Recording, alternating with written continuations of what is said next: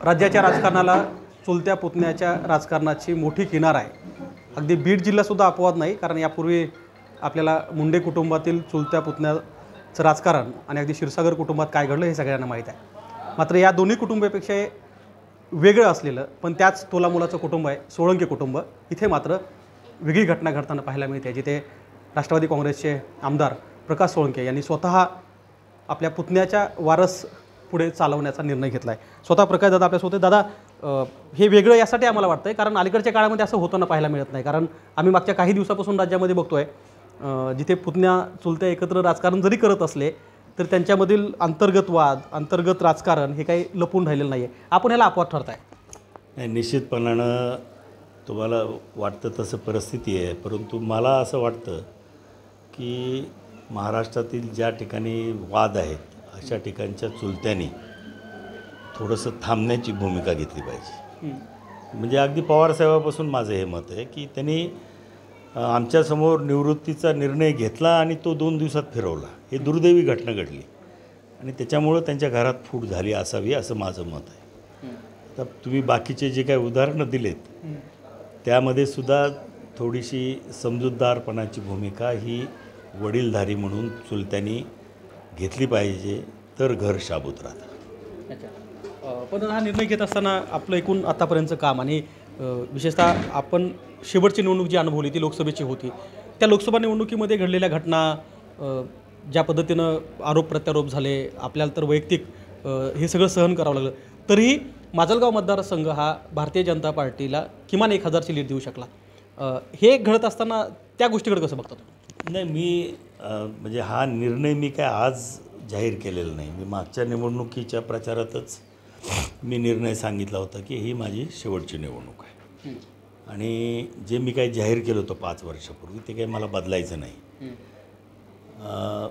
दुर्दैवाने लोकसभेच्या निवडणुकीमध्ये जिल्ह्यातलं वातावरण हे जातीवादावर गेलं आणि निश्चितपणानं ते म्हणजे त्याला तसं वळण मिळणं, तसं मतदान होणं आणि पंकजाताईचा पराभव होणं हे खरोखरच म्हणजे अतिशय क्लेशकारक आहे. पण दादा, हे सगळं होत असताना आपण सार्वजनिक आयुष्यामध्ये अनेक निवडणुका लढल्यात, स्वतः लढल्यात, इतरांसाठी काम केलं, पण अशी परिस्थिती कधी निर्माण झाली होती ती आठवते कधी? नाही, अशी परिस्थिती कधी निर्माण झालेली नव्हती. लोक उमेदवाराकडे बघून, त्याच्या व्यक्तिमत्वाकडे बघून, त्याच्या गुणाकडे बघून, त्याचा आपल्याला भविष्यात काय फायदा होणार आहे याचा विचार करून मतदान करत होते. हा आजपर्यंतचा अनुभव होता. परंतु कुठलाही विचार न करता किंवा उमेदवाराकडं न बघता अगदी मी म्हणेल की आंधळेपणाने लोकांनी मतदान केलं आणि त्याचे परिणाम निश्चित बीड जिल्ह्याला भोगावे लागतील भविष्यकाळात. आधीच आपला जिल्हा मागासलेला आहे, संपूर्ण भारतामध्ये एक मागासलेला जिल्हा म्हणून आपण ओळखलं जातो आणि निश्चितपणानं हे अतिशय वाईट वातावरण लोकसभेत मला अनुभवायला मिळालं आणि त्याचे दूरगामी परिणाम निश्चितपणानं लोकांवर होणार आहेत याची माझ्यासारख्याला जाणीव आहे.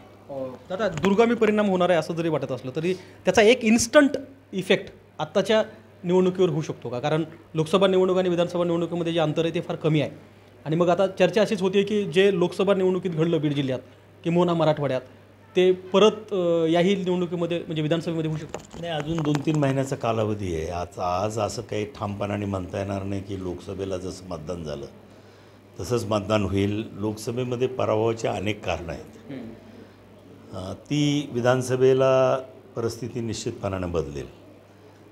काही म्हणजे भारतीय जनता पक्षाची धोरणं याला कारणीभूत ठरली. मुस्लिम समाज जो 2.5-3 लाख संख्येनं बीड जिल्ह्यामध्ये त्याला उगीचच अंगावर घेण्याचं काम झालं. काहीच कारण नव्हतं.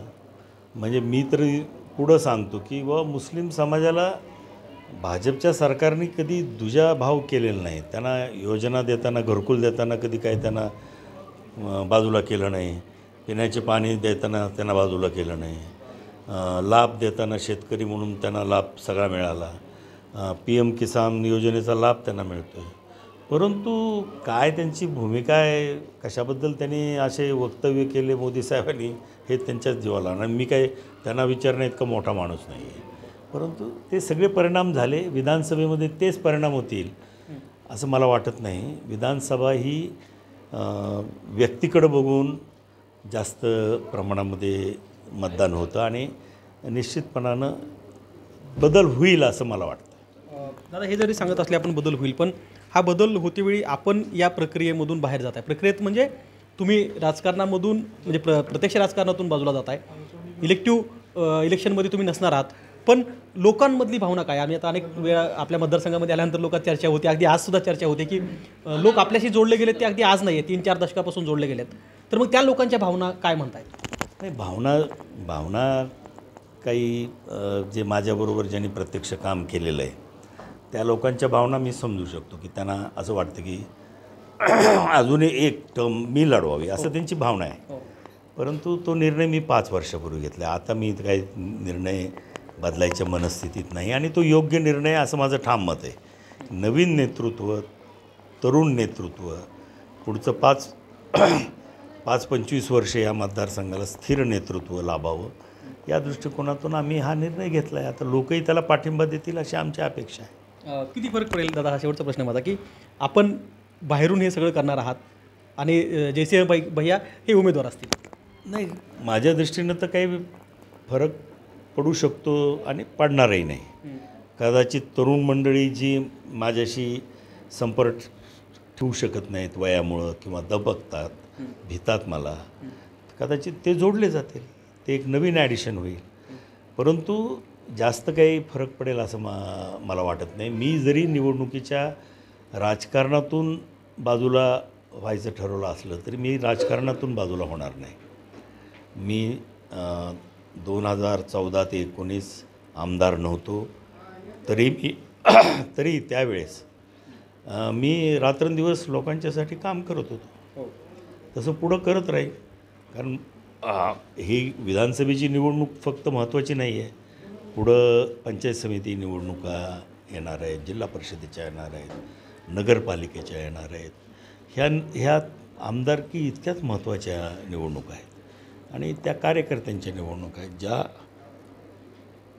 कार्यकर्त्यांनी आजपर्यंत मला सहकार्य केलं त्यांच्यासाठी मला काम करावंच लागणार आहे. बरोबर. दादा, माझा एक खाजगी प्रश्न आहे. खरं तर हा सगळ्याच लोकांच्या मनामध्ये असू शकतो कदाचित, की आत्ता जे राजकारणामध्ये आपण कुटुंबाची नावं घेतली, की क्षीरसागर कुटुंब असेल अथवा ठाकरे कुटुंब असेल, पवार कुटुंब असेल की मुंडे कुटुंब असेल, या कुटुंबासमोरसुद्धा ही चॉईस होता की शेवटी जो चॉईस कदाचित तुमच्यासमोर होता की पुतण्या, मुलगा, मुलगी, सून अथवा कुटुंबातील इतर सदस्य?